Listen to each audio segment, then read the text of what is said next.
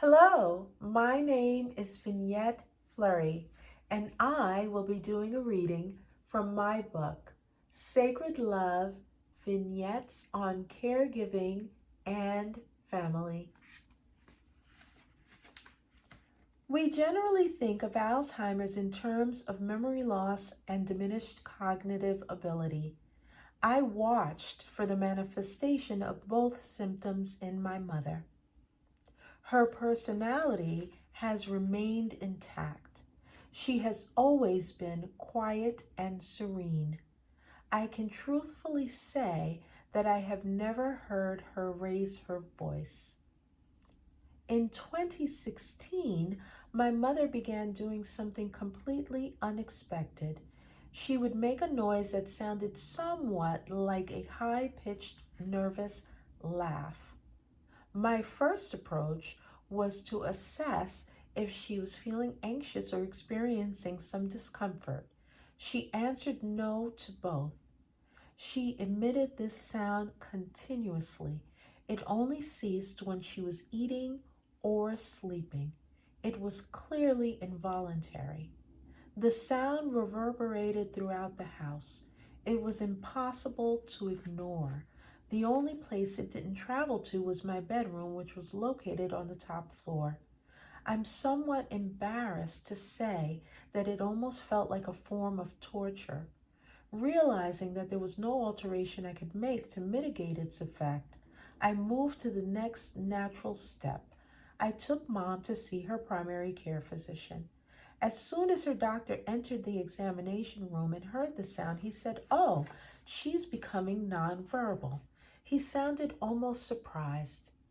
The doctor explained that one of the effects of Alzheimer's disease is a disorder called dysphagia, or the loss of the ability to speak.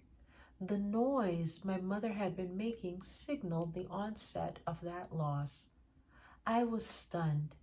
It had never entered my consciousness that my quiet, serene mother, who never raised her voice, would be robbed of her ability to speak.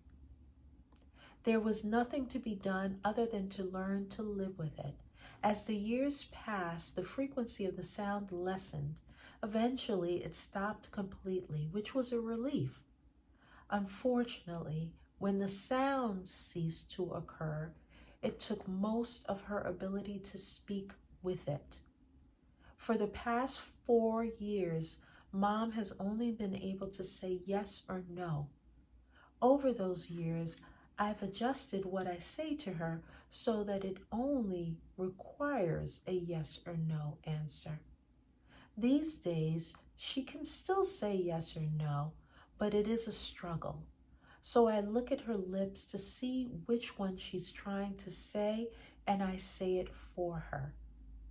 It is almost startling to realize that I haven't heard her speak in years.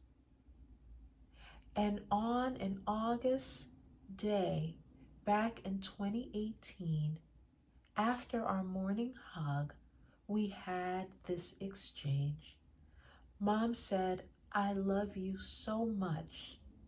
And I replied, "I love you too." And I then said, "Mom, do you know who I am?" And she said, "No, but I know that I love you so much." Those were the last full sentences my mom spoke to me. I treasure those words. The memory both warms my heart and brings tears to my eyes. I believe that the love remains even in the absence of words. Thank you.